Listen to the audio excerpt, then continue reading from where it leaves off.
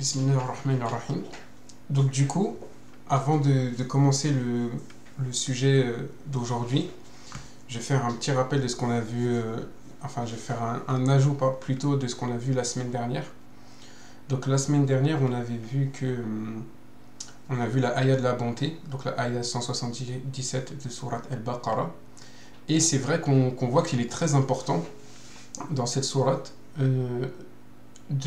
d'avoir une communauté, d'avoir des relations avec les gens, afin de savoir qui est pauvre, qui est dans le besoin, qui est un orphelin, afin d'apprendre, afin de pouvoir aider les gens. Et donc on m'a demandé, il y a un frère qui m'a demandé du coup, mais comment on fait pour avoir ce genre d'informations sur les gens sans être indiscret, sans être indiscret. Alors, il y a plusieurs choses, mais d'abord, je dirais que ça se fait assez naturellement. Ça se fait assez naturellement euh, dans le sens où quand vous allez à la mosquée, la première chose quand vous allez à la mosquée, c'est de passer le salam même aux gens que vous connaissez pas. En effet, le prophète alayhi salam, il a décrit qu'à la fin du temps, un des signes de la fin du temps, ça sera que les gens ils vont passer le salam que aux gens qu'ils connaissent. Et donc ça, c'est vraiment quelque chose à ne pas faire. Ce qu'il faut faire, c'est passer le salam à tous les musulmans ou à un maximum de musulmans que tu croises dans la mosquée. Et du coup, si vous allez à la mosquée, sur votre chemin du retour ou votre chemin pour y aller, vous allez sûrement croiser des frères. Et à force de passer le salam avec eux, vous allez normalement assez naturellement engager une conversation. Et au fil de la conversation, vous allez poser les questions basiques, quel âge tu as, est-ce que tu as des enfants, quel est ton travail et tout ça. Et c'est avec ce genre de choses qu'on peut essayer de connaître la situation des gens. Et une autre chose aussi qu'il faut pour vraiment travailler ça, c'est l'altruisme. L'altruisme, c'est vraiment une qualité qu'il faut que tout le monde travaille. C'est comprendre les gens sans qu'ils aient forcément beaucoup à dire. Par exemple, si quelqu'un dit qu'il a 5 enfants, on peut déjà se douter que c'est pas forcément facile financièrement. Tout dépend de son travail, ça dépend de son travail, pardon. Mais voilà, ce genre de choses. Où je dis n'importe quoi, si quelqu'un il a fait des longues études, peut-être qu'il n'a pas énormément d'argent non plus. C'est des choses qui vont venir assez facilement sans que la personne ait à nous dire je suis dans difficulté. Mais à force de parler avec la personne, elle va nous expliquer, nous raconter un peu de sa vie et on peut déduire sans qu'elle ait à nous dire qu'elle est en difficulté. Donc ça, c'est une des manières de faire. Et vraiment, l'altruisme, c'est comprendre les choses sans qu'on nous les dise. Et ça, c'est vraiment un point important. Comprendre l'autre sans qu'il ait forcément à l'exprimer. Il y a un hadith par rapport à ça qui est très beau. C'est un compagnon dont j'ai oublié le nom, qui avait très très très faim. Il avait très faim et il voulait du coup manger, mais il voulait pas mendier. Il voulait le faire remarquer aux gens. Donc ce mendiant, enfin pardon, pas ce mendiant, du coup ce compagnon qui avait faim, il va voir Omar et il va lui dire est-ce que tu peux m'expliquer ce hadith ou n'importe quoi, est-ce que tu peux m'expliquer cette ayah du Coran et Omar il lui explique sans comprendre que le compagnon lui il avait fait ça pour que Omar il voit qu'il avait faim. Après, le compagnon il fait la même chose avec Abu Bakr al-Siddiq. Il va le voir et il lui dit Abu Bakr, est-ce que tu peux m'expliquer une surah ou des ayats et Abu Bakr lui explique et part sans comprendre. Et après, le compagnon il voit le prophète alayhi salam, il fait la même chose et le prophète alayhi salam sourit, fait un grand sourire et lui dit de le suivre et ils vont trouver ensemble un endroit où manger. Donc ça c'est vraiment l'altruisme à son maximum, c'est comprendre quand les gens ils sont dans la difficulté. Et donc voilà, il faut pas sortir les vers du nez des gens, il faut juste parler normalement et ça va se faire assez naturellement. Moi ça m'est déjà arrivé qu'on m'a raconté, que certaines personnes me racontaient leurs problèmes de vie, leurs problèmes de divorce, alors que à la base je les connaissais pas vraiment. Mais à force de discuter avec eux, ils vont s'ouvrir. C'est comme ça. Et aussi une chose qu'on peut faire pour que les gens s'ouvrent à nous, c'est nous-mêmes s'ouvrir à eux. Si toi tu commences à raconter tes problèmes, ce que tu trouves, les moments où tu as des difficultés dans ta vie, les gens vont s'ouvrir aussi. Dans une relation, c'est souvent donnant-donnant. Donc si vous vous ouvrez, les gens vont s'ouvrir plus facilement. Donc voilà, ça c'était une petite parenthèse par rapport à la question qu'on m'a posée par rapport à la semaine dernière. Et maintenant, on va partir dans le vif du sujet, qui est donc le 5e cours sur les thèmes du Coran, et on va parler de Luqman, la sagesse de Luqman. Donc, Luqman, c'est un homme dont Allah il va il va mettre dans le Coran sa discussion avec son fils, comment il conseille son fils. Et juste petit rappel, on est toujours dans les parties qui ont les mêmes catégories que la sourate El-As. Donc là, on va faire plusieurs semaines sur sourate Luqman, et j'aimerais qu'à la fin de ces plusieurs semaines sur sourate Luqman, vous soyez capable de repérer par vous-même les mêmes points qu'il y a dans sourate El-As pour être sauvé de la perdition. Donc je reprends où j'en étais. Donc sourate Luqman, c'est un sage, c'est un homme, ce n'est pas un prophète. Et Allah va le citer dans sa discussion avec son enfant. Et il faut bien comprendre que quand Allah il cite des gens comme ça, l'importance que ça a. Le Coran, c'est la dernière révélation envoyée à l'humanité. Elle fait à peu près 600 pages, mais c'est très court. En arabe, 600 pages, c'est très peu. Parce que l'écriture est grosse, donc ça fait à peu près 15 lignes par page. Donc c'est vraiment pas quelque chose d'énorme, c'est vraiment un livre assez concis. En plus de ça, dans ce livre, il y a des répétitions. Et c'est pour ça qu'il faut qu'on comprenne que le Coran, ce n'est pas un livre comme les autres, c'est un enseignement. Et d'ailleurs, Allah il dit dans le Coran, Allama al-Qur'an, il a enseigné le Coran. C'est un enseignement. Le Coran, c'est un enseignement. C'est pour ça qu'il y a des répétitions. Comme un bon prof. Un bon prof, il va répéter plusieurs fois le même point, avec des exemples différents, pour que tout le monde ait compris, et qu'une personne qui n'a pas compris avec la première fois avec un exemple A, il comprenne la deuxième fois avec un exemple B. Donc c'est vraiment ça qu'il faut comprendre sur le Coran. Et donc c'est encore plus incroyable, en sachant qu'il n'y a que 600 pages, et qu'il y a des sujets qui se répètent, que Allah, il ait choisi cette discussion pour la mettre dans sa dernière révélation. Il faut se rendre compte que des conseils père-fils, de toute l'histoire de l'humanité, il y en a eu des milliards. Et même, rien qu'entre Luqman et son fils, les discussions qu'ils ont eues entre eux, il a dû en avoir énormément. Et bien, toutes ces discussions qu'il y a eu entre père et fils, et toutes ces discussions qu'il y a eu entre Luqman et son fils, Allah, il a décidé d'en choisir une seule bien précise.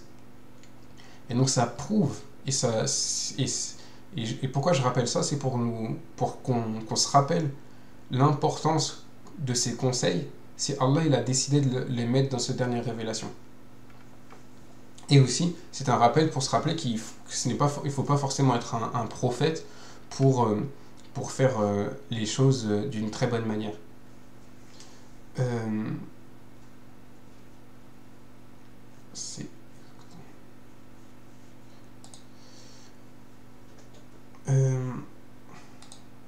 Alors, qui est Luqman?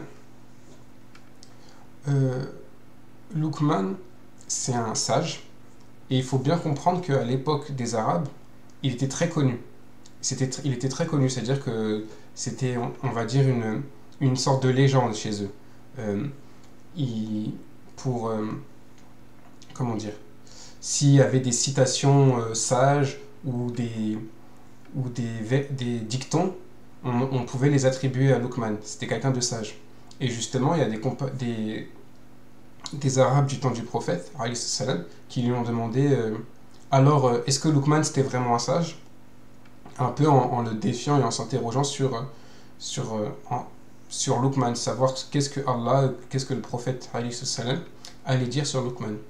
Et donc Allah il confirme de la plus belle des manières en confirmant que c'était un sage et en le citant dans le Coran. Aussi, ce qui est important de savoir, c'est que Luqman, du coup, euh, et les savants disent qu'il était à une époque où il n'y avait pas de prophète. Et il est arrivé, du coup, à l'unicité, à se soumettre à Dieu, sans même qu'il y ait de prophète à son époque. Et du coup, ça souligne un point très important, c'est que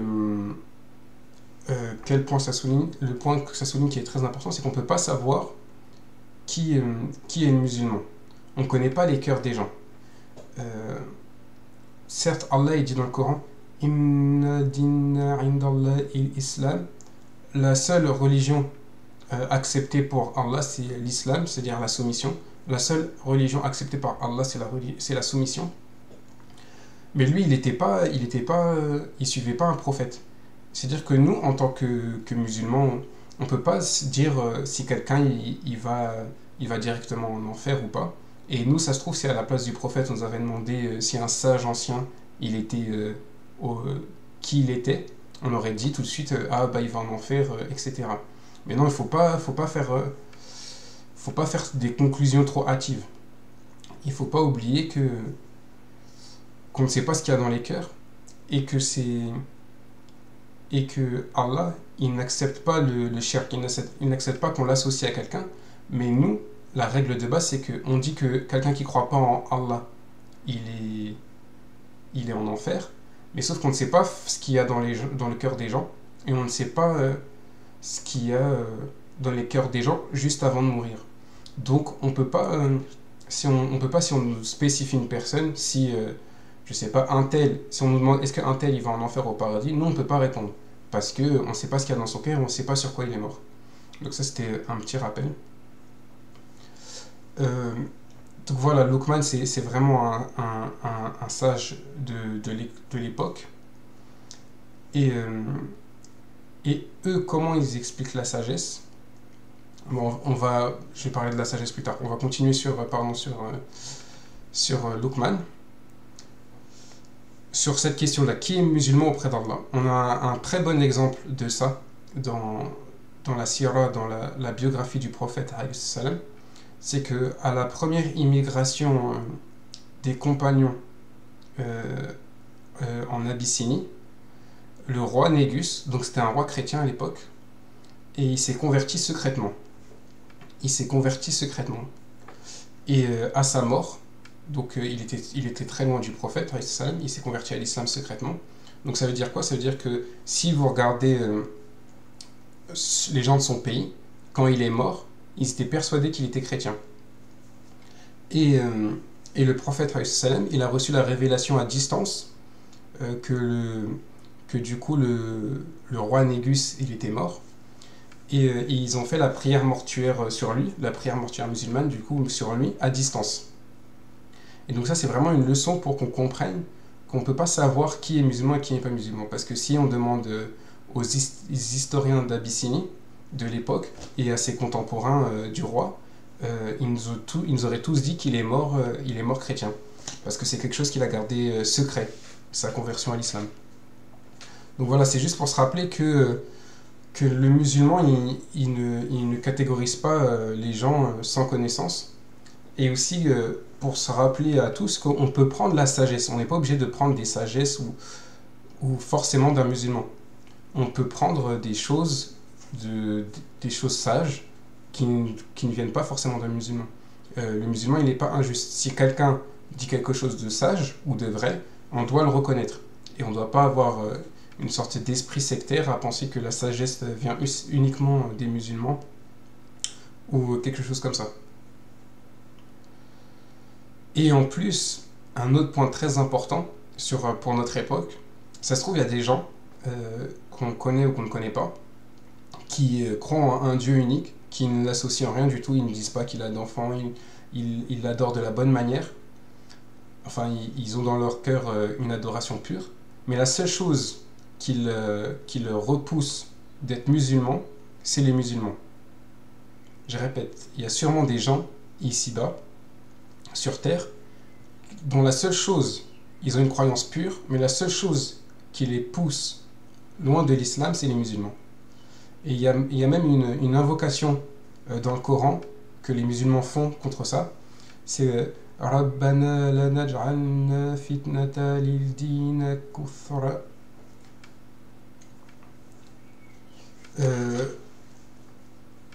Notre Seigneur ne fait pas de nous des épreuves pour ceux qui lilladina kufra, lilladina kafaru, pardon, pour ceux qui mécroient.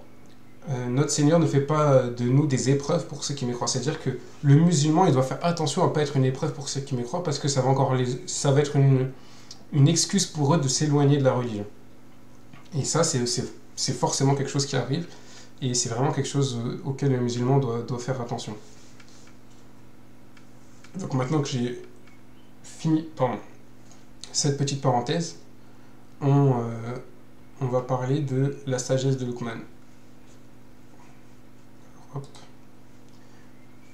Alors, وَلَقَدْ أَتَيْنَا لُقْمَانَ الْحِكْمَةَ أَنِ اشْكُرْ لِلَّهِ وَمَنْ يَشْكُرْ فَإِنَّمَا يَشْكُرُ لِنَفْسِهِ وَمَنْ كَفَرَ فَإِنَّ اللَّهَ غَنِيٌّ حَمِيدٌ.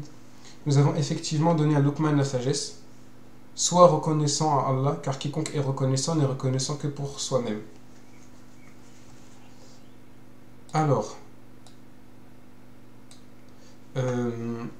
tout d'abord, qu'est-ce que la sagesse?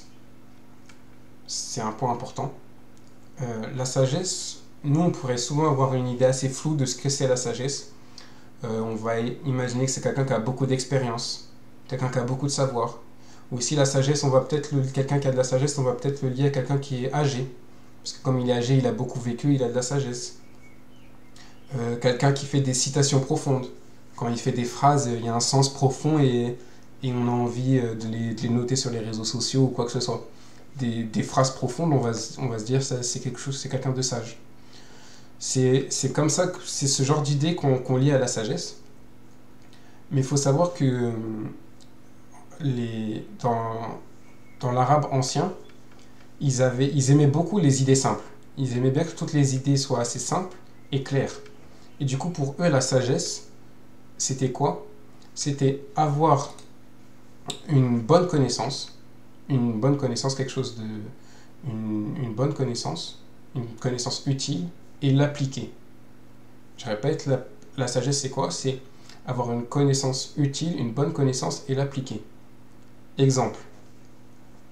Je sais que le feu brûle, ça c'est une connaissance. Je ne mets pas ma main dans le feu, ça c'est de la sagesse.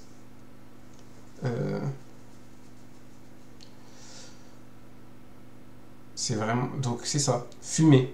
On peut prendre la même exemple avec fumer. Je sais que fumer est cancérigène, a des grandes chances de développer un cancer, et même si ça ne développe pas un cancer, ça abîme les poumons et ça abîme mon corps. Ça c'est de la connaissance. Sagesse, je ne fume pas. Je sais que rouler 30 km au-dessus des limitations de vitesse est un risque pour les autres et un risque pour ma propre vie, et augmente les risques de collision. Je ne roule pas à 30 km et je ne fais pas des queues de poisson aux autres voitures. Ça, c'est la sagesse. Et normalement, quand je vous ai expliqué ces choses-là, on se rend compte d'une chose, c'est que beaucoup de gens ont des bonnes connaissances, mais beaucoup moins de gens ont de la sagesse. Et ça, c'est vraiment quelque chose que Allah il souligne beaucoup dans le Coran, c'est la sagesse. Et il souligne notamment la sagesse chez les jeunes. Il souligne particulièrement l'importance et la valeur d'avoir de la sagesse chez les jeunes. Pourquoi? Parce que la sagesse, ça s'acquiert avec l'âge. Donc, en étant jeune, quand on est jeune, c'est quelque chose qui a vraiment beaucoup de valeur. Et aussi pourquoi? Parce que quand on est jeune, c'est facile d'avoir des connaissances, c'est facile d'apprendre. Un enfant, il apprend beaucoup plus qu'une personne de 40, 50 ans. C'est comme ça que Allah nous a créé. Il nous a créé d'une manière à que on apprend beaucoup plus dans nos jeunes âges. Donc un enfant, c'est possible qu'un enfant de 10 ans, il connaisse le Coran par cœur, même en dessous, mais il ne va pas en tirer des sagesses. Et même s'il connaît la traduction du Coran par cœur, il ne va pas forcément en tirer les sagesses. Et c'est ça qu'il faut essayer d'inculquer aux enfants, parce que la connaissance, c'est vraiment quelque chose qui est facile pour eux d'acquérir, Mais la sagesse, c'est autre chose. Agir en fonction de cette connaissance. Et la sagesse, donc ça définit Luqman. C'est-à-dire que Luqman, Allah, il dit quoi? Il dit qu'il a donné la sagesse à Luqman. Et donc Luqman, qu'est-ce qu'on apprend sur Luqman? On apprend que Luqman, c'est une personne qui a du savoir, et son savoir, il le met en application.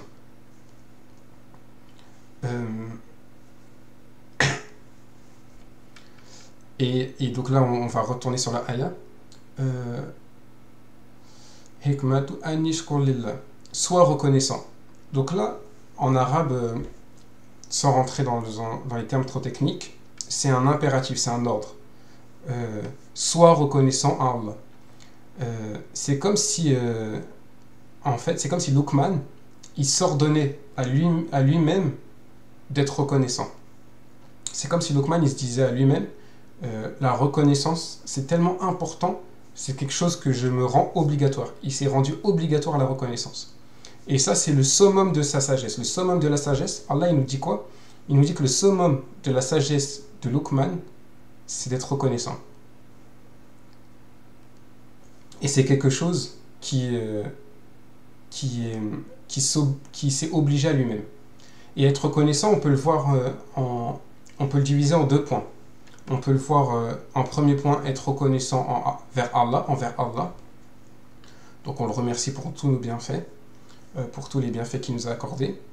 Et on peut le voir, je ne sais pas comment bien le prononcer, mais je dirais on peut le voir être reconnaissant par la cause d'Allah. Qu'est-ce que je veux dire par là? Je veux dire nos professeurs, ceux qui nous ont enseignés, ceux qui nous ont aidés, ceux qui nous rendent un service, ceux qui sont gentils avec nous, nos proches, nos parents, nos frères. Quand on est reconnaissant envers eux, on est reconnaissant envers eux et on est reconnaissant envers Allah de nous les avoir mis sur notre chemin. C'est ça le deuxième point. C'est qu'on est reconnaissant envers Allah et on est bien sûr reconnaissant envers les gens et on est reconnaissant envers Allah d'avoir mis les gens qui nous aident près de nous. Reconnaissant donc je te disais, de notre famille, de notre femme, de nos enfants, de nos proches et tous ceux qui nous aident, de nos professeurs, etc. C'est ça le deuxième point. Et qu'est-ce que ça veut dire être reconnaissant? Être reconnaissant, c'est être positif. C'est-à-dire que le musulman, ça doit être dans son ADN d'être positif. Voilà, c'est-à-dire qu'il doit trouver en toutes circonstances quelque chose de positif. Dans toutes circonstances, trouver quelque chose de positif, c'est ça. Et il y a des circonstances où parfois c'est dur. Il y a des circonstances où parfois c'est plus dur. Voilà. Par exemple, je dis n'importe quoi, vous avez raté ou il y a un retard de 3 heures sur votre avion à l'aéroport. Vous allez commencer à râler, à vous dire que vous êtes mal installé dans les sièges de l'aéroport. Et peut-être que quelqu'un de votre famille va venir près de vous et va vous dire sois reconnaissant, au moins on est ensemble. Et là, vous allez vous dire ça c'est rien. C'est ce genre d'attitude qu'il ne faut pas avoir. Le musulman, la personne soumise à Dieu, elle doit complètement être reconnaissante. C'est-à-dire que dans chaque situation, même dans les situations vraiment difficiles, elle doit trouver quelque chose de positif. Toujours trouver quelque chose de positif. Par exemple, pour l'exemple de l'aéroport, au moins je suis avec ma famille. Je suis à une époque où je peux me déplacer à des distances de kilomètres et des kilomètres et des kilomètres en quelques heures, alors qu'à une époque, il me fallait peut-être plusieurs mois, voire plusieurs années, voire c'était impossible dans toute une vie de faire ce voyage. Ce genre de mentalité. Au moins, j'ai bien mangé ce midi, je sais pas, n'importe quoi. Mais il y a toujours des choses pour lesquelles on peut être reconnaissant. Le fait d'être en bonne santé, le fait tout simplement d'être en vie, le fait d'être musulman. Il y a toujours des choses auxquelles on peut se rappeler. Et c'est parfois quelque chose qui peut être dur pour notre génération. Parce que on est une génération, donc l'inverse de la reconnaissance, c'est penser que les choses nous sont dues. Quand on pense que c'est normal d'avoir les choses. Penser que c'est normal d'avoir les choses et pas se rendre compte que c'est des cadeaux. C'est ça, ne pas être reconnaissant. Penser que c'est normal, je dis n'importe quoi, de manger quelque chose de bon. Penser que c'est normal d'avoir de l'eau chaude chez soi. Penser que c'est normal de vivre en sécurité. Penser que c'est normal d'être en bonne santé. Quand on pense que ces bienfaits-là sont normaux, quand on les a plus, on va se plaindre, et ça va être l'inverse de la reconnaissance. Mais quand on se rend compte que vraiment tout ce qu'on a, c'est des cadeaux de Dieu, et bien là, on va forcément être reconnaissant. Et c'est cette mentalité qu'il faut avoir. Et c'est vraiment dur de notre génération, parce qu'on est dans une génération où on a quasiment tout du bout du doigt. On a toujours été habitué à vivre dans la sécurité, à bien manger, à ne pas avoir froid, à avoir de l'eau chaude. Maintenant, avec nos téléphones, on a tout au bout du doigt. On a des séries quand on veut, des films quand on veut, des vidéos quand on veut, des jeux vidéo quand on veut. On peut se faire livrer quand on veut. On peut appeler un taxi quand on veut. On est dans une époque où tout est facile. Et on peut vite, et quand tout est facile, on peut vite faire l'erreur que c'est normal que tout soit facile. Et ça, c'est vraiment une erreur dans laquelle il ne faut pas qu'on tombe et qu'on comprenne que ce sont des cadeaux et que si on les a plus, eh ben on a toujours beaucoup d'autres cadeaux, d'autres bienfaits d'Allah et que ça ne nous était pas dû. Ce n'est pas des choses qu'on mérite, tout ça. C'est des choses qu'on nous a offertes. Donc voilà, la reconnaissance, c'est comprendre qu'on ne le mérite pas. Et voilà, c'est vraiment ça. À force d'avoir du luxe, on va commencer à penser qu'on le mérite. Donc voilà, internaliser. Vraiment, c'est vraiment ça. Internaliser que tout ce qu'on a, c'est un cadeau d'Allah. C'est ça la clé du bonheur et c'est ça la clé de la sagesse. Parce qu'autrement, vous allez toujours penser, on va toujours penser, pardon, qu'on mérite mieux. Et il y a une histoire par rapport à ça, parce que c'est pas facile. Et il y a une histoire que mon prof raconte et que je vais vous raconter du coup par rapport à ça. C'est l'histoire d'un hindou, donc qui n'était pas musulman. Et toute sa vie, elle a été organisée, toute son enfance en tout cas, et le début de sa vie a été organisé pour qu'il soit médecin. Il avait fait toutes les études pour être en école de médecine.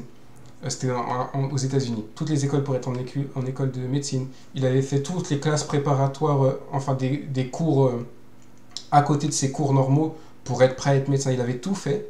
Il avait tout fait.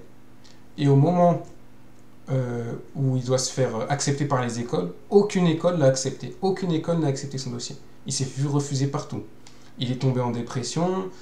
Parce qu'il faut comprendre que toute sa vie, c'était ce projet-là. Toute sa vie, c'était ce projet. C'était déjà toute sa vie à lui, aussi à ses parents. C'était de devenir médecin. Et tout s'est effondré. Donc après, il a repris plus tard, quand il était un peu moins en dépression, il a repris ses études. Et après avoir repris ses études, il a fait, je crois, des études d'ingénieur. Et il a commencé à sortir, à traîner avec des musulmans. Puis il a traîné avec des musulmans, et à force de traîner avec eux, il s'est converti. Il a fait vraiment pas mal de choses, il s'est complètement remis du fait de ne pas être médecin. Et maintenant, il dit même que une des meilleures choses qui lui soit arrivée, une des meilleures choses qui lui soit arrivée, c'est de ne pas avoir été accepté dans les écoles de médecine, parce que c'est ça qui l'a fait se convertir à l'islam. Donc vous vous rendez compte à quel point il faut être patient, placer sa confiance en Dieu, et aussi toujours reconnaître on est toujours entouré de bienfaits, et que rien de ce qu'on veut ou de ce qu'on a, on le mérite.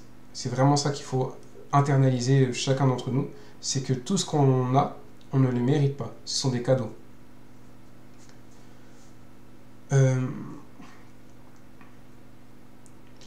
Donc là, Allah il souligne après وَمَنْ يَشْكُرْ فَإِنَّمَا يَشْكُرُ لِنَفْسِهِ.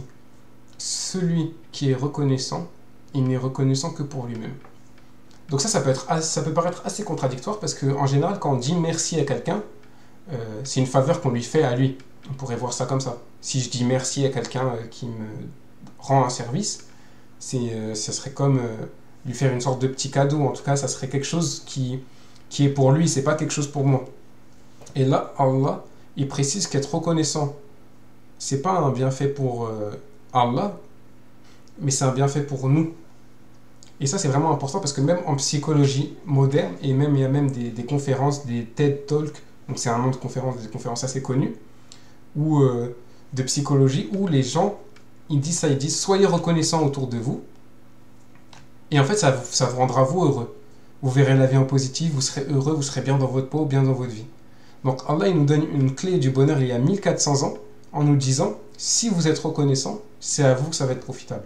C'est pour vous que ça va être utile d'être reconnaissant. Subhanallah. Et aussi, il faut bien comprendre que Allah, il dit bien soyez reconnaissant envers Allah ou à Allah. Bon, c'est plus envers Allah, j'aurais dû mieux traduire ou plus vérifier la traduction que j'ai prise. Sois reconnaissant envers Allah, mais il n'a pas dit sois reconnaissant uniquement envers Allah. Parce que comme j'expliquais tout à l'heure, être reconnaissant envers les gens, c'est être reconnaissant envers Allah. Et en plus, il y a un hadith du prophète qui dit ça, celui qui n'est pas reconnaissant envers les gens, il n'est pas reconnaissant envers Allah.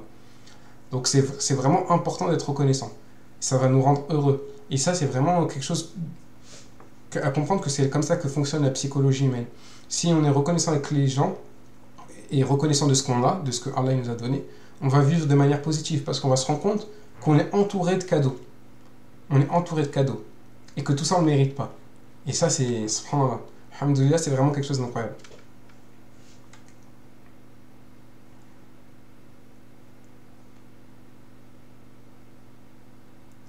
Et aussi, ça souligne que croire en Dieu, c'est pas quelque chose de superficiel. C'est quelque chose qui est censé changer notre comportement. Si on croit que Dieu nous a tout donné, c'est censé nous rendre reconnaissants. C'est pas juste une croyance qu'on doit avoir, oui, c'est Dieu qui m'a donné ça, c'est Dieu qui m'a donné ça, et ça change pas notre comportement. Ça sert à quoi de croire quelque chose si ça ne change pas ton comportement? Si tu crois que c'est Dieu qui t'a donné, tout donné, bah sois reconnaissant. Et ça, c'est vraiment, vraiment très très important. Ça va changer notre vie si on arrive à l'appliquer comme il faut.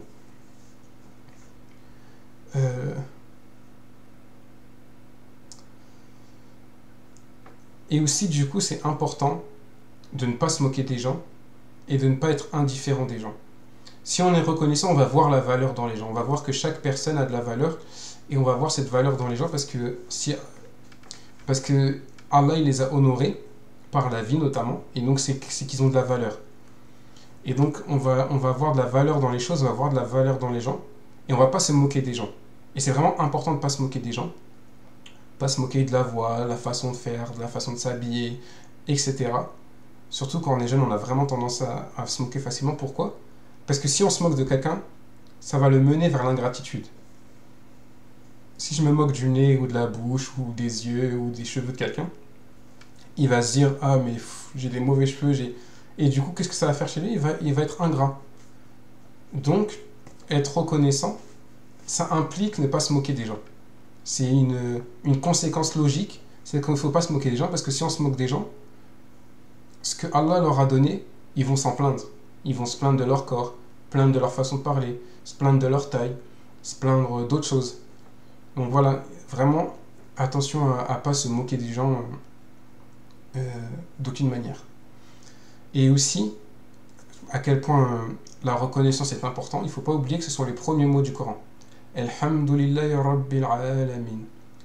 Les louanges et les remerciements sont au Seigneur des gens de l'univers, des gens et de l'univers. Et donc voilà, c'est toutes ces choses qu'il faut vraiment internaliser en soi. Ok. Donc maintenant la suite. Donc la vraie sagesse, c'est la reconnaissance.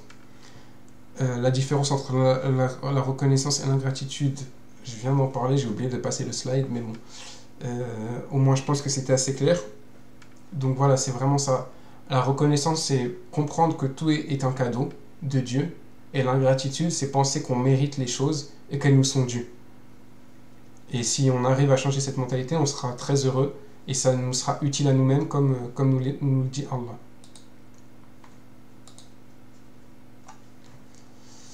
Et Allah, il finit donc, du coup la sourate, pardon, n'importe quoi, la ayah. وَمَنْ كَفَرَ فَإِنَّ اللَّهَ عَنِيٌّ حَمِيدٌ. Et celui qui est ingrat, en vérité, Allah se dispense de tout, il est digne de louange. Al-Hamid. Donc là, qu'est-ce qu'Allah il nous dit? Il ressouligne le fait que lui, il n'a pas besoin de notre gratitude. Et que la gratitude, c'est pour nous. Il ressouligne qu'il n'en a pas besoin. Et là, c'est très, très, très important. Parce que là, j'ai dit وَمَنْ كَفَرَ. وَمَنْ كَفَرَ, celui qui est ingrat. Celui qui est ingrat. Ingratitude, c'est kafara. Et le kouf, ça a la même origine que kafara, ça veut dire la mécréance. Ça veut dire la mécréance, ne pas croire en Dieu de la bonne manière. Et donc là, vous vous rendez compte à quel point c'est fort dans la religion de Dieu. Il dit qu'être ingrat, c'est un quasi-synonyme à ne pas croire en Dieu. Et donc ça, il faut bien comprendre que maintenant, à chaque fois que vous entendrez dans le Coran ou un imam parler de kouf, que ça a la même origine que kafara, qui veut dire ingratitude. Et donc que l'ingratitude, être ingrat, pardon, ma tête est un peu mal mise, que l'ingratitude et la mécréance sont vraiment deux choses qui sont très liées. Ne pas croire en Dieu, c'est très lié avec l'ingratitude. Et vous vous rendez compte que beaucoup de gens qui ne croient pas en Dieu, ils pensent que ce qu'ils ont, ce qui leur arrive dans la vie et les bienfaits qu'ils ont, c'est eux qui ils le méritent. C'est parce qu'ils ont fait les causes. Et ça, il faut que je le souligne. Pourquoi on ne mérite pas ces choses? Réfléchissez juste à ça 5 secondes. Il y a des gens de notre âge, à tous ceux qui écoutent, il y a des gens de notre âge qui sont plus intelligents, plus beaux, plus forts, et ils sont dans des situations bien pires que nous. Ils sont peut-être sans abri, ils sont peut-être en train de souffrir de la faim, de la famine. On n'a pas ce qu'on mérite, on ne mérite pas ce qu'on a, pardon. C'est pas notre intelligence, notre force et notre beauté ou d'autres choses qui nous ont apporté ce qu'on a. C'est uniquement Dieu. Parce qu'il y a des gens plus intelligents, plus forts, plus beaux, etc., qui ont beaucoup moins que ce qu'on a. Et donc, il faut savoir être reconnaissant de ça. Et ce n'est pas nos petites causes qui font qu'on mérite ce qu'on a.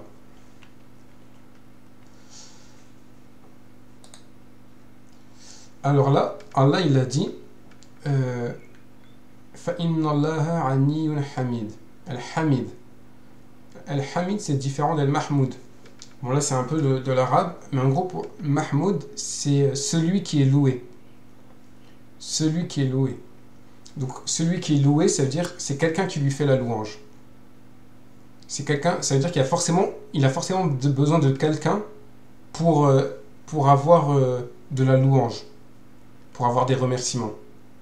Al-Hamid, ça veut dire que c'est sa caractéristique intrinsèque. C'est-à-dire que Allah, intrinsèquement, par lui-même, il a besoin de la reconnaissance de personne. Il se suffit à lui-même en termes de louange. Il est digne de louange. Il a besoin de personne, des louanges de personne pour être loué. Je ne sais pas si ce concept est bien compris. Si vous n'avez pas compris, dites-le moi. Mais en gros, Mahmoud, s'il y avait écrit que Allah était Mahmoud, ça voudrait dire qu'il faut forcément quelqu'un pour le louer. Et Hamid, ça veut dire qu'il a besoin de personne et que c'est une caractéristique qui lui est proche d'être digne de louange. Quoi qu'il arrive, quelle que soit la circonstance, il est digne de louange et il a besoin de personne pour le louer.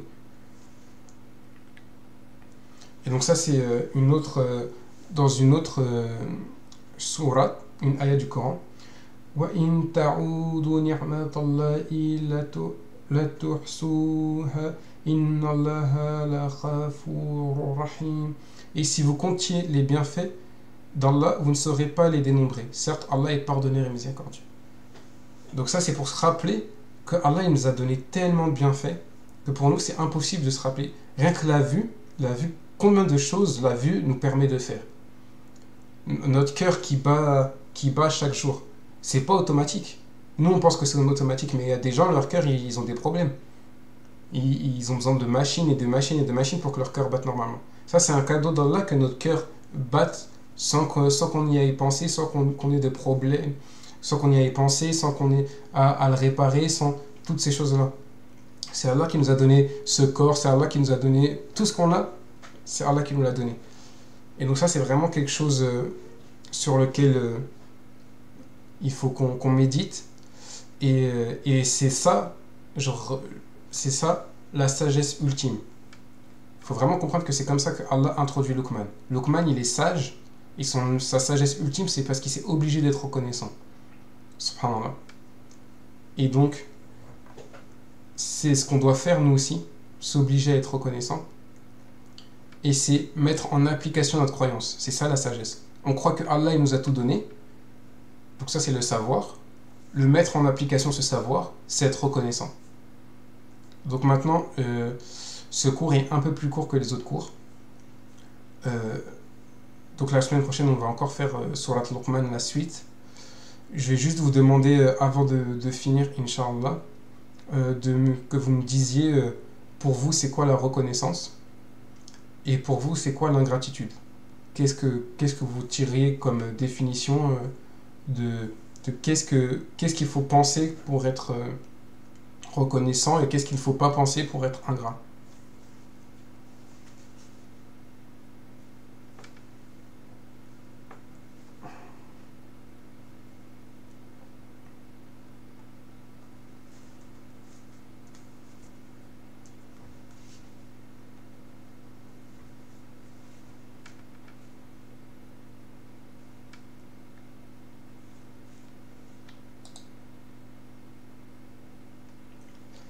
J'ai juste arrêté l'enregistrement là.